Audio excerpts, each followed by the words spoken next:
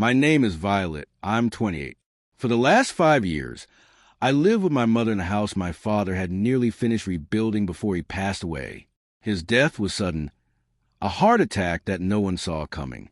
One week, we were picking out kitchen tiles, and the next, I was helping my mother out of bed after burying him. I stayed. My younger sister, Josie, didn't. She came home for the funeral, shed a few tears behind expensive sunglasses, and was gone before the weekend ended. I stayed because Mom couldn't handle life alone, because the bills still came, because I couldn't let my father's work or his memory fall apart. He had always told me, she just needs Grace, sweetheart. Take care of her. So I did. I turned down a transfer to Seattle, declined promotions, became the steady, dependable daughter who made sure the light stayed on and the house stayed warm. But to Mom, that was never enough. Josie was her pride, her shining jewel, and I was the practical shadow that made everything work behind the scenes. Everything changed one Thursday night. I came home late from work to find Josie and her husband, Brent, sitting on the couch, looking pitiful. Apparently, Brent had lost his job, and they were behind on rent. Mom, of course, jumped at the chance to play savior. They'll move in, she said casually, like it was already decided. Where are they going to sleep? I asked. In your room, she replied without a pause. I stared at her. My room.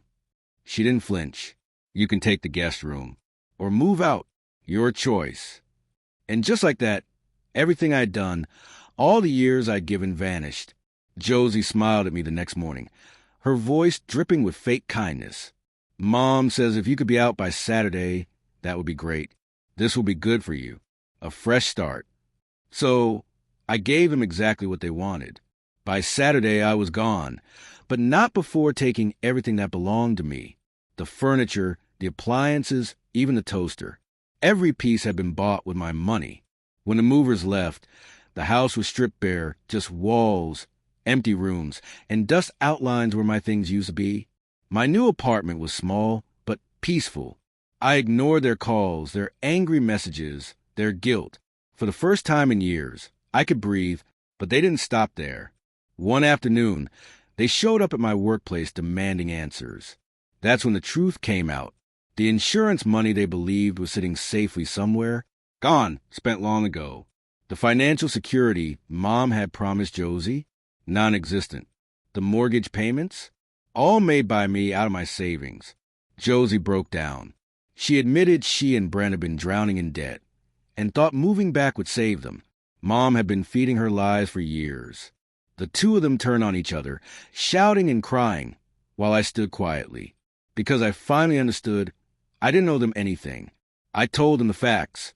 6 years left on the mortgage, no insurance fund, no furniture, no me. Then I walked away. The house went up for sale a month later. Josie's now working part-time at a bakery. Mom's doing paperwork for a dentist. Brent still hasn't found steady work. And me? I got the promotion I once turned down. I read in quiet cafes, travel when I want, and go home to a place that's finally mine. They thought they were teaching me a lesson when they pushed me out. But what they really did was set me free. They lost their crutch, and I found my life.